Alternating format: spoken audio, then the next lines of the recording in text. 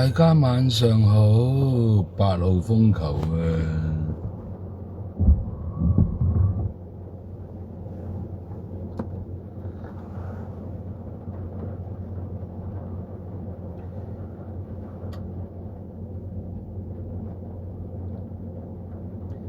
！8號風球的晚上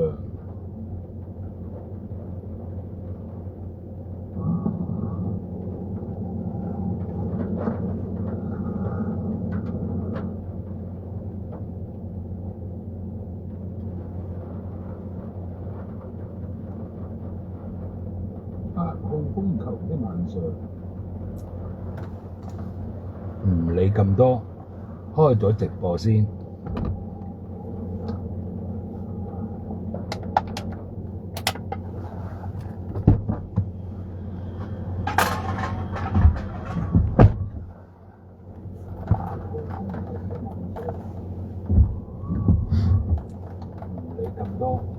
開咗直播先。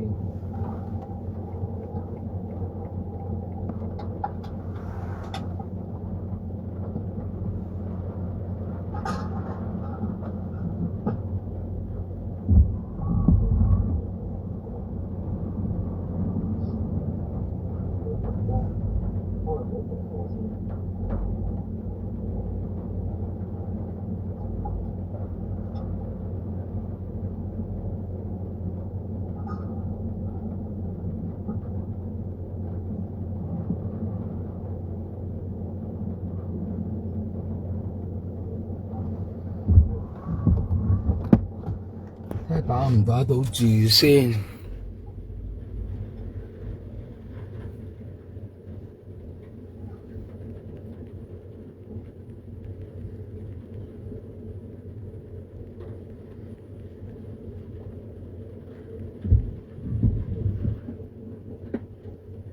打唔打到住先？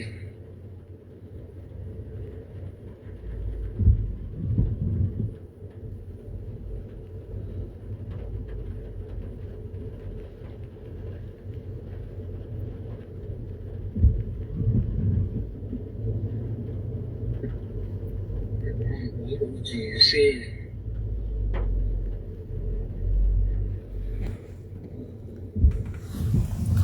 好啦。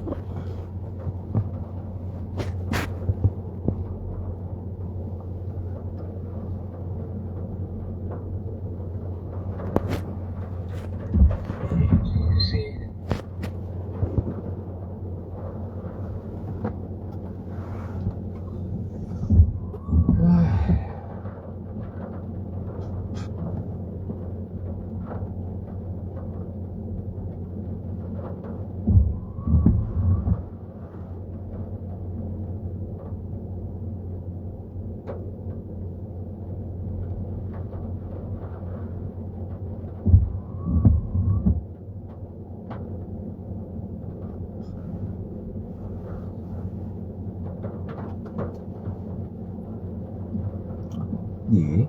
好彩仲未有人入嚟睇啫。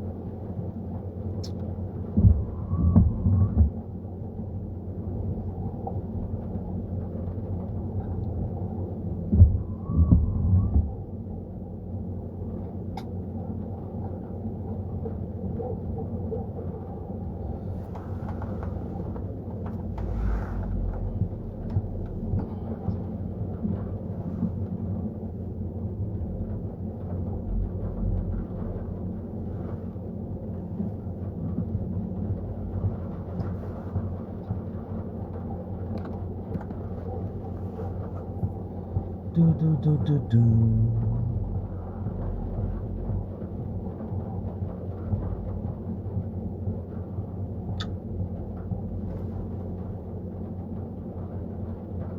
凌晨1點至2點就改發9號風球。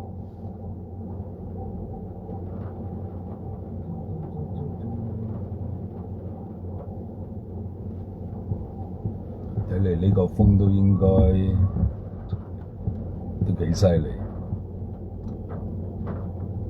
凌晨1點至2點就改發9號風球。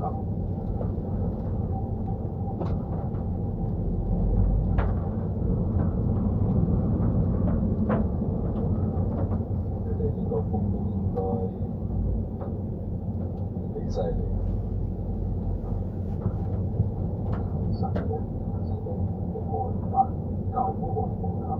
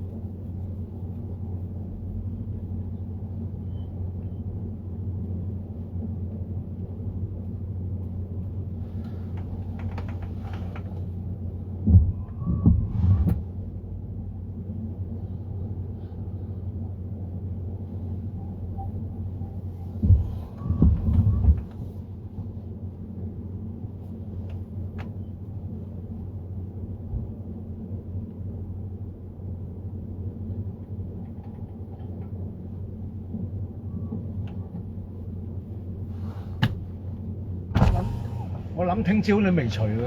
冇啊，佢晏晝好似話，我都係擺呢度噶啦，都係擺呢度噶啦。唔好擺呢度啊！啲樹分分鐘冧落嚟啲樹。唉，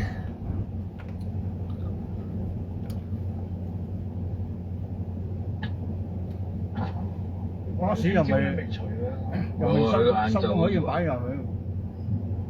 我都係擺呢度噶啦，都係擺呢度噶啦。我擺呢度啊！啲樹分分鐘冧落嚟啲樹。唉。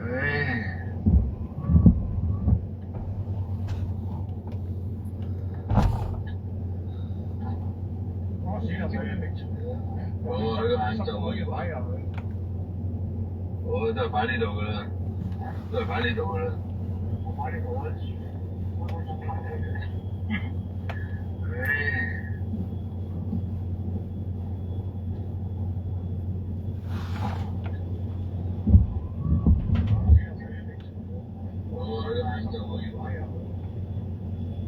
我都係擺呢度噶啦，都係擺呢度噶啦。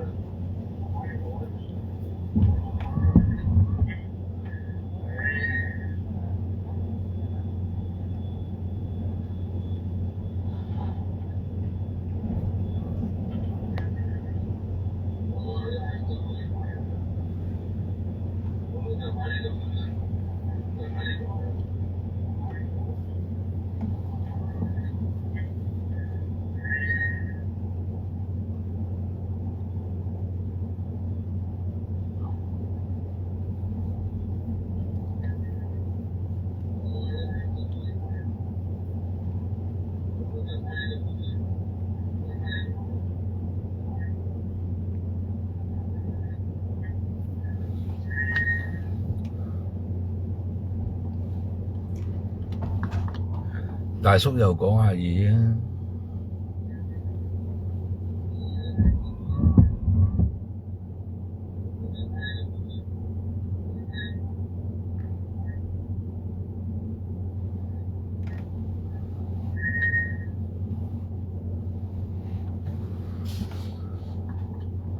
大叔又講下嘢啊！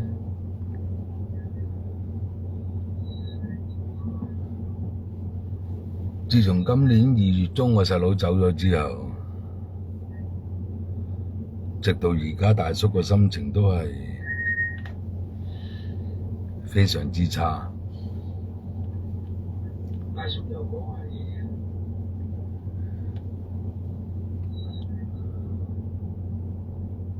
自從今年2月中我細佬走咗之後，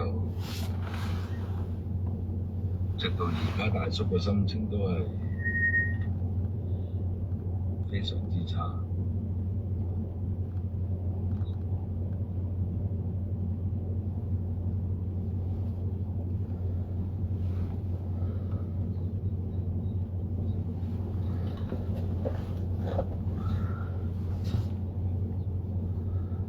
大叔可以做到喺每一個人嘅面前笑臉迎人，可以乜都講，亦都可以笑，但係原來大叔都好虛偽，因為真係好難過。難過唔係問題，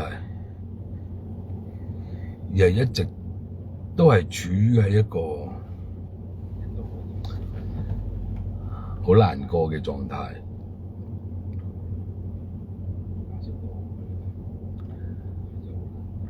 對於每一樣嘢都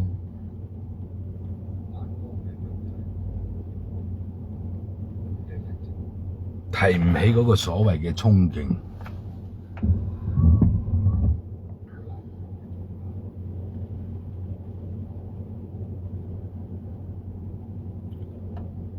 有時候好想去做一啲嘢，但係完全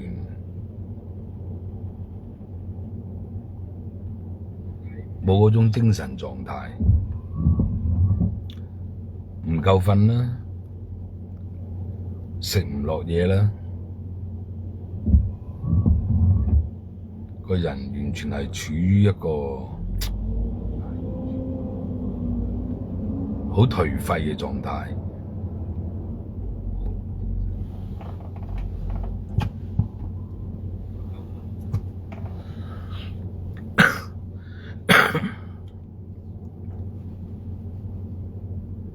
咁如果你話人可以有幾落魄，有幾咁睇唔開，其實面對屋企人嘅離世，其實真係好難受，同埋嚟得太突然，亦都太快。2月16日年29下晝入醫院，2月23日人一就話要走啦，快到根本自己都唔可以接受，連想講嘢都冇機會去講。身為一個大哥，對住自己個親細佬，乜嘢都幫唔到，仲枉大叔對醫療常識咁有常識嘅一個阿哥，完全都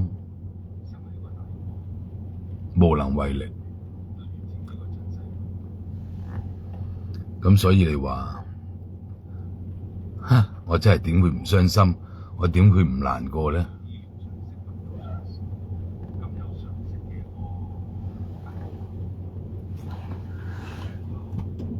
咁如果你話人始終要面對呢一啲問題，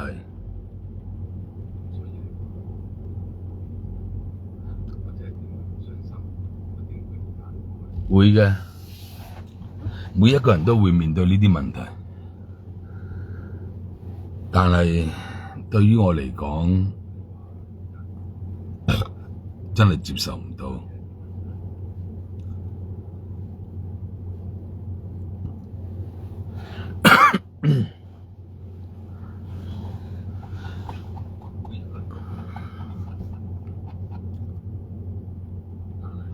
我嘅知識大部分嚟自書本上面嘅知識嘅吸收，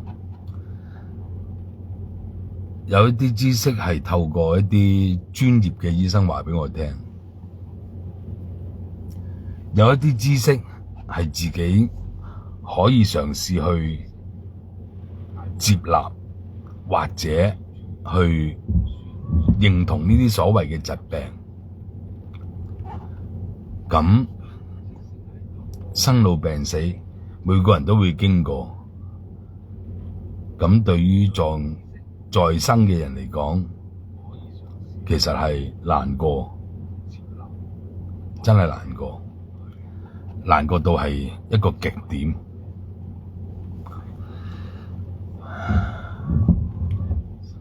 如果你話人可以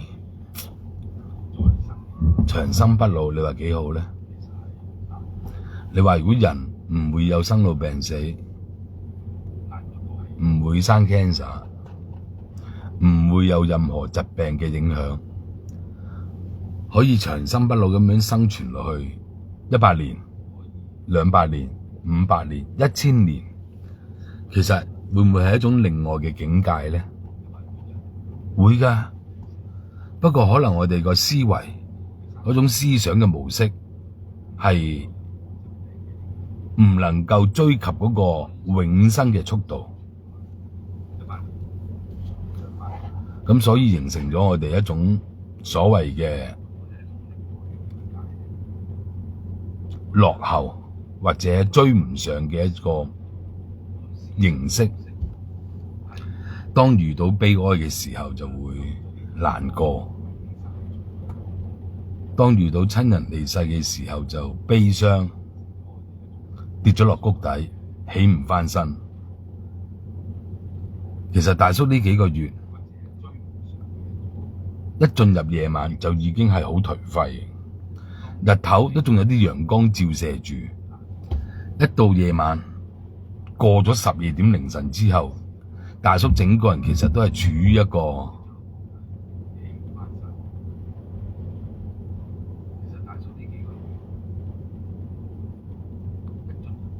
好似冇思想嘅一個人咁樣。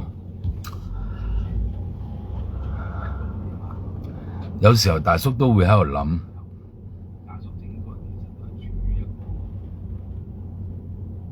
呢2日我都有提及能力。所謂嘅能力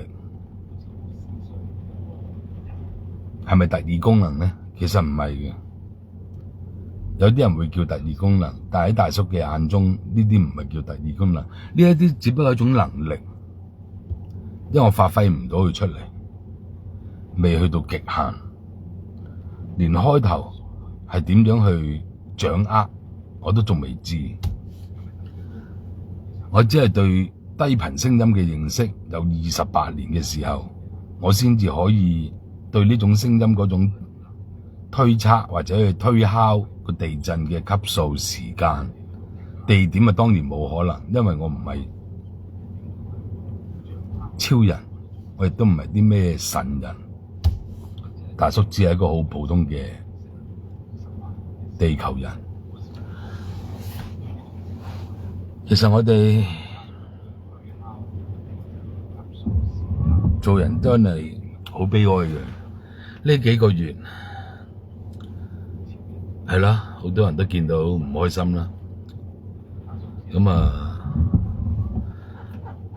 有啲就挨就孖食啦，咁啊夜晚食飯啦，咁啊講埋啲九唔搭八嘅嘢啦，講埋晒啲無謂嘅說話啦。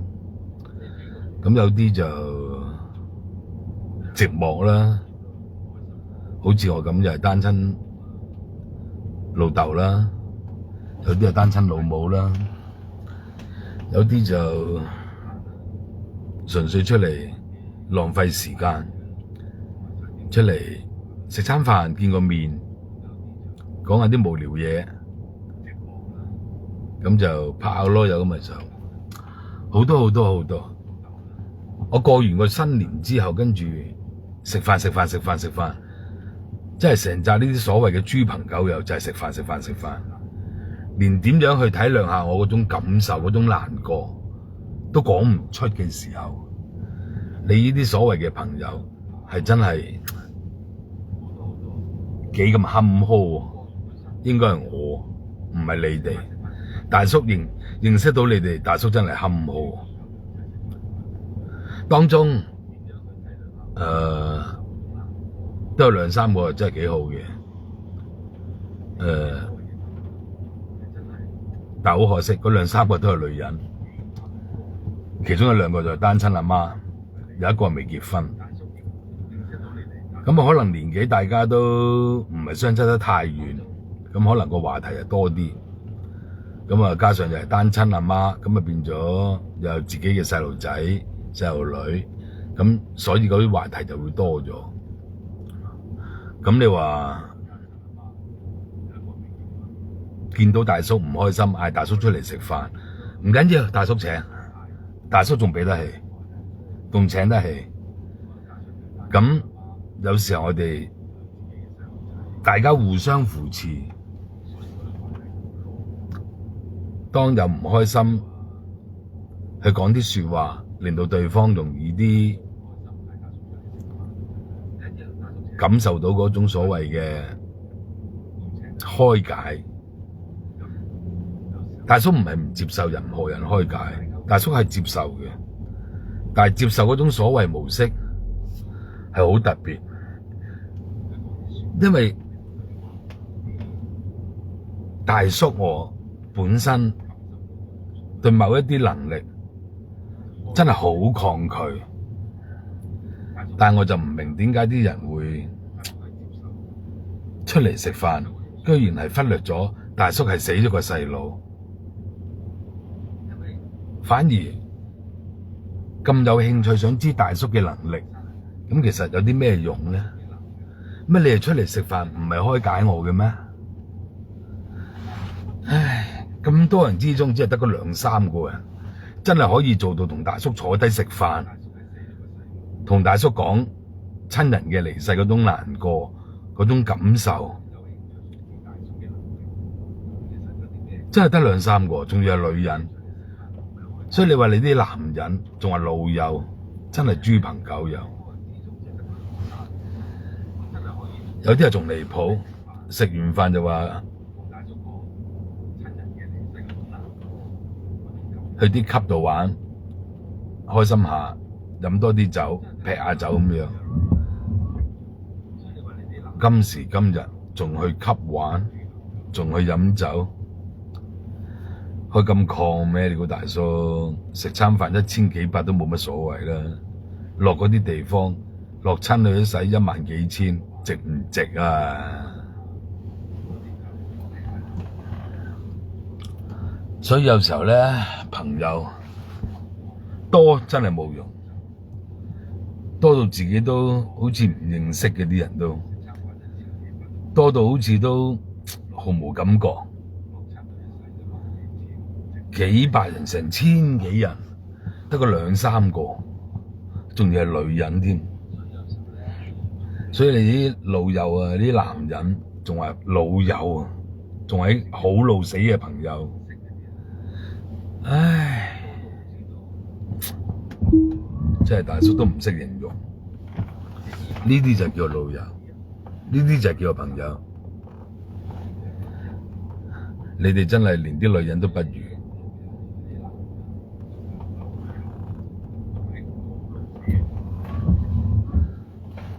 唉，其實幾個月㗎喇，大叔都係處於一個入去啊！巴士邊皮啊，3部車擺咗嗰邊啊嘛，係我見到。我而家擺入去。其實就嚟4個月㗎喇，7月都好快過，3、4、5、6、7 4個幾月嘅時間，大叔係真係放唔低就係放唔低，點講都係放唔低。以大叔嘅知識，我細佬係真係唔應該咁樣死。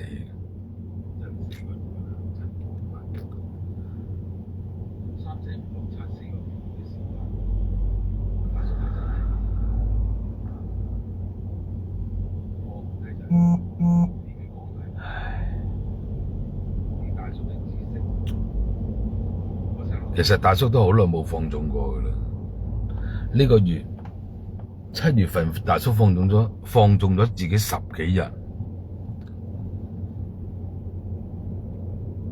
真係大叔好耐都未試過，真係好耐，超過真係都超過成10年都未試過食飯可以飲酒，食飯可以飲 Tequila 嘅，哇！大叔真係好耐都未試過。自從老師走咗之後，我都未試過。呢一排食飯，咁啊上個禮拜啦，咁啊同啲識咗好耐嘅老友同埋個 KOL 夜晚食飯，咁啊食到凌晨2點鐘啊，人哋收3點，我哋食到凌晨2點，7點鐘嗰餐飯咧食完之後咧，跟住咧。11點至12點咪食埋宵夜添，犀利！坐咗7個鐘頭，真係無所不談，天南地北，宇宙穹蒼 ，UFO、UAP， 乜都講，乜都可以去講嘅時候，真係幾開心。但係，其實呢啲都唔係大叔想要。大叔到而家都係唔知道自己想做啲乜嘢，因為未放得低。未放得低之餘，大叔係處於都係一個渾渾噩噩嘅狀態，始終都係放唔低。其實放唔低就係放唔低。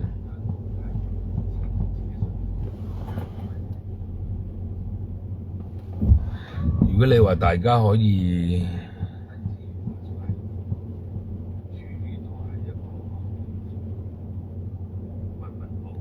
長生不老，就真係 perfect。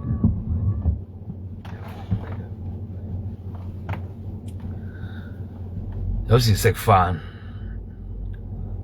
講下食飯啦，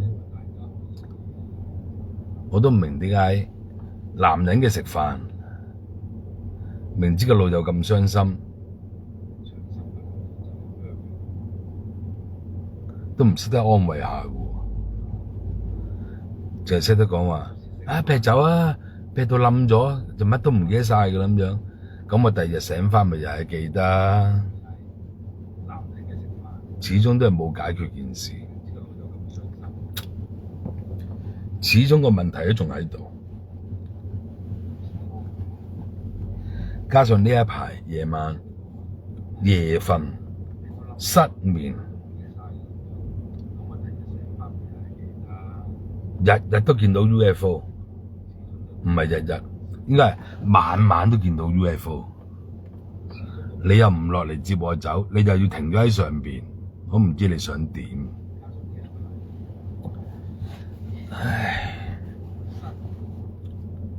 同埋我發覺而家香港人咧，啲心態同我哋以前真係完全都唔一樣。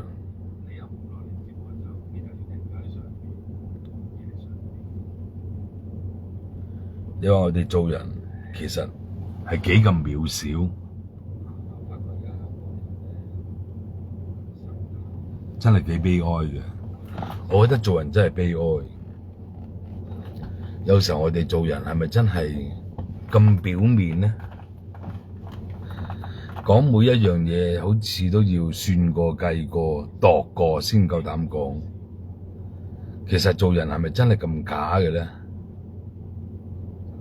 我都覺得係嘅，因為一食飯咧，睇見你哋啲嘴臉咧，即係完全都好似我請食飯就應該嘅，請埋你哋去飲酒劈酒都應該嘅，只不過係爭在未出到口話俾我聽，要請埋你哋去叫雞嘅啫，真係幾悲哀。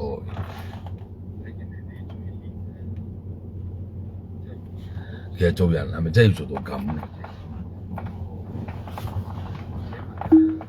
如果你話做人做到真係好似咁無賴啊、咁無恥啊咁樣，其實都坎坷。我哋做人都真係幾坎坷。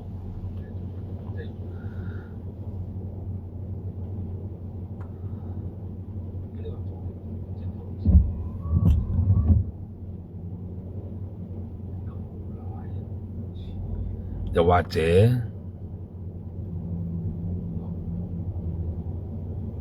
我哋本身係咪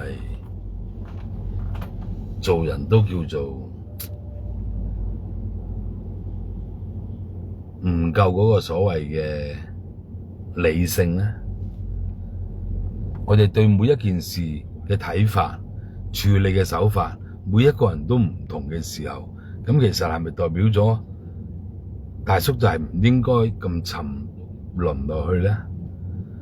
大叔係咪應該要快啲起返身咧？大叔係咪應該要重新去發掘自己？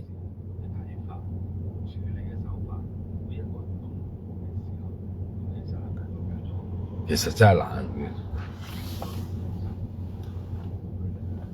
你話佢易又唔係易，你話佢難又唔係難，做每一樣嘢都要計過、算過、度過先去做，咁其實做人都幾辛苦嘅，我覺得都。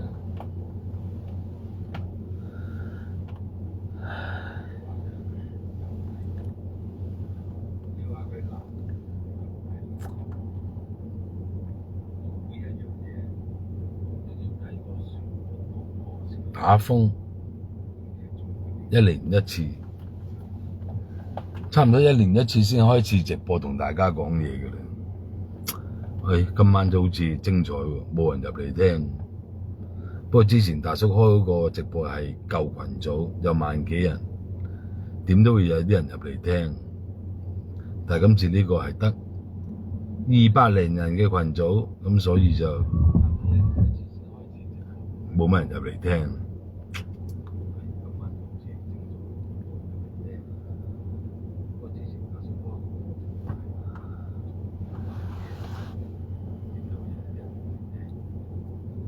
唔緊要啦，有人聽就好，冇人聽就好。開個直播當係畀大叔自己同自己講下嘢，當係畀大叔自己一個靜靜地嘅心態，宣泄自己內心嘅不滿，宣泄自己內心嗰種對呢個社會制度嘅不公平。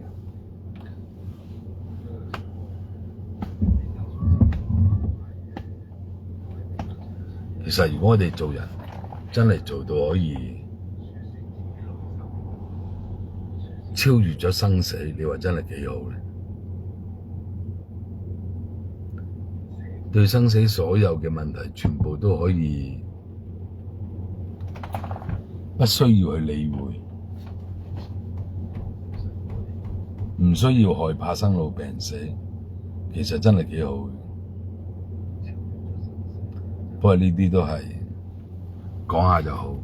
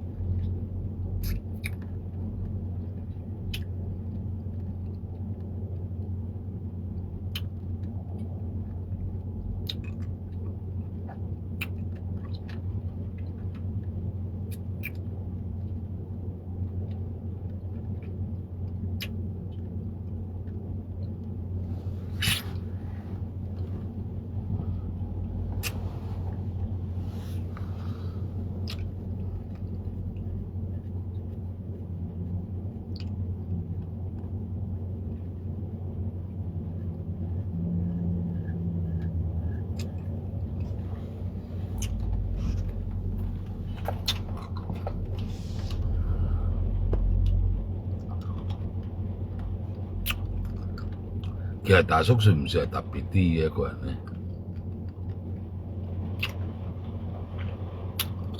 我覺得都算。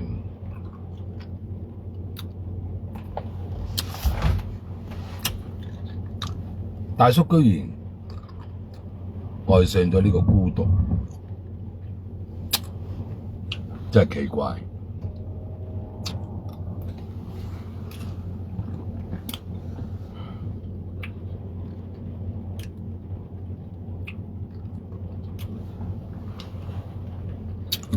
不過孤獨有孤獨好。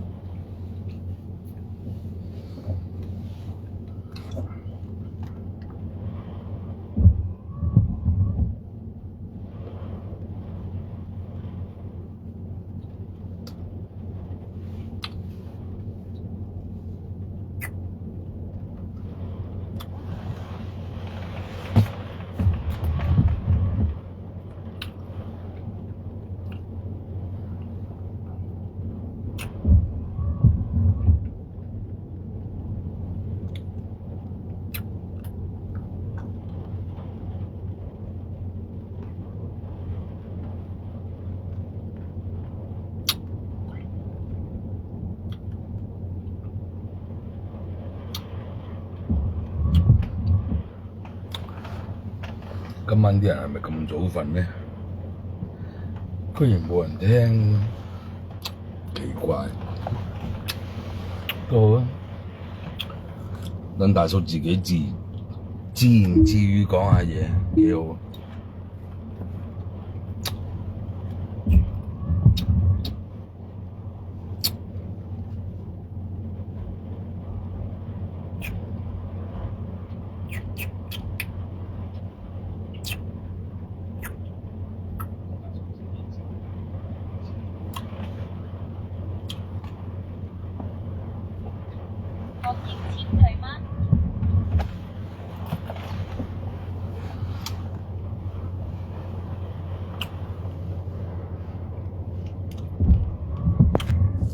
充電先，差啲唔記得咗。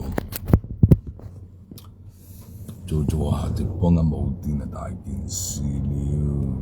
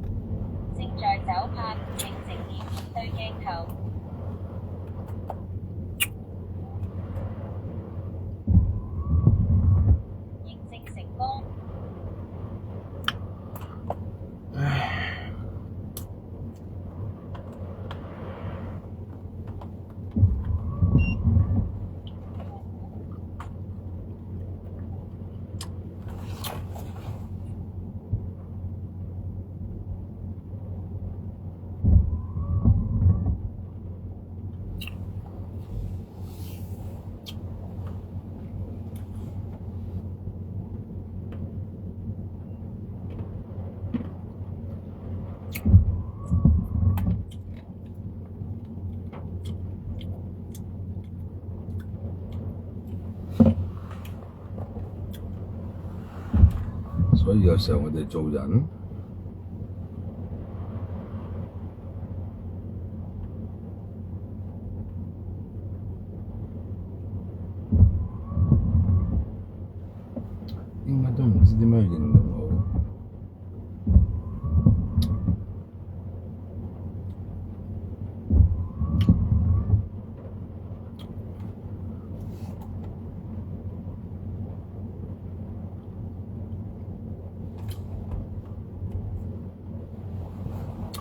你話，哎呀，跌低咗啲真係唔好意思。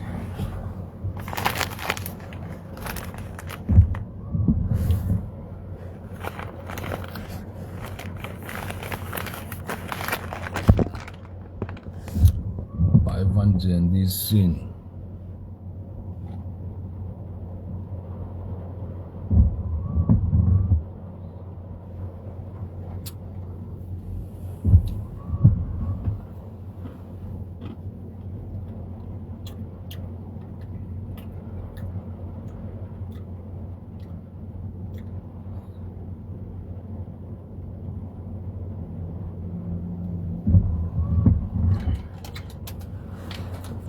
8號風球的晚上，幾好。原本今晚係應該去飲酒嘅，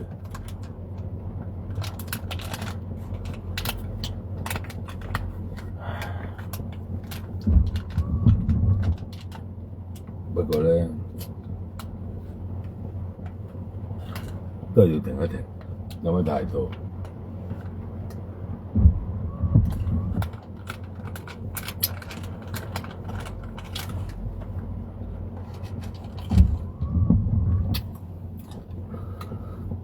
加上都係好似感覺唔係幾好咁。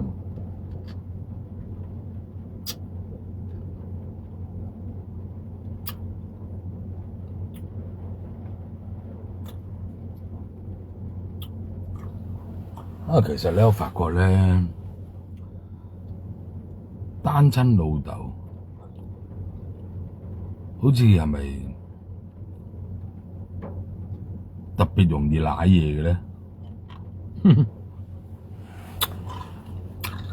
一句我代老蕭問。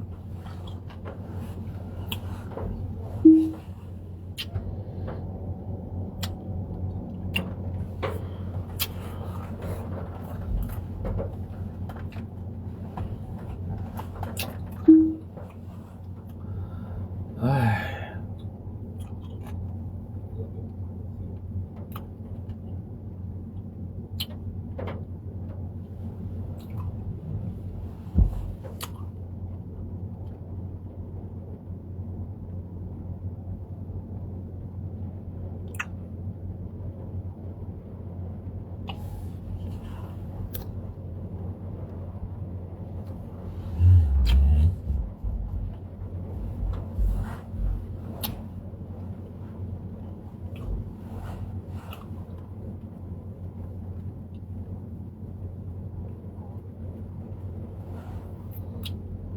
8號風球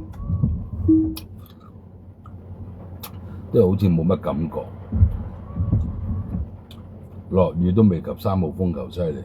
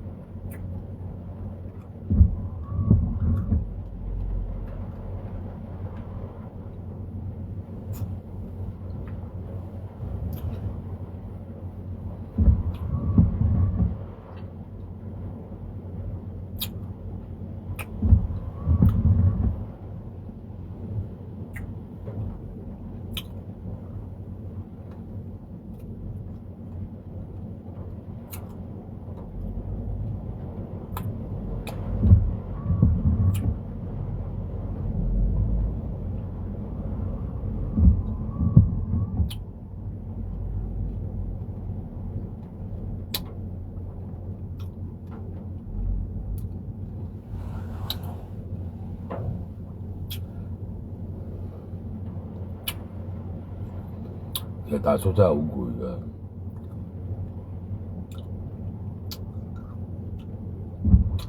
大叔真係好想瞓覺，唔知點解眯埋眼就好多嘢諗。一擘開隻眼就覺得好攰，真係唔明白。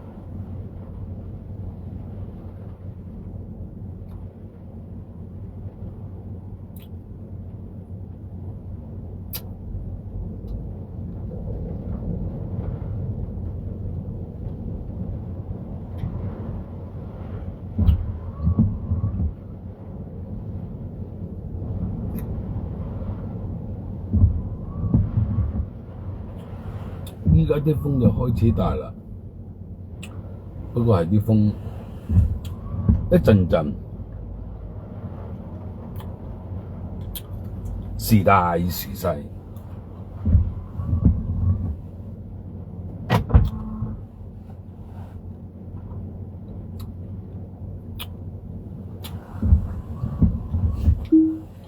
大叔可以趴喺度做直播，一路同大家講嘢。講到大叔呢瞓着為止都得。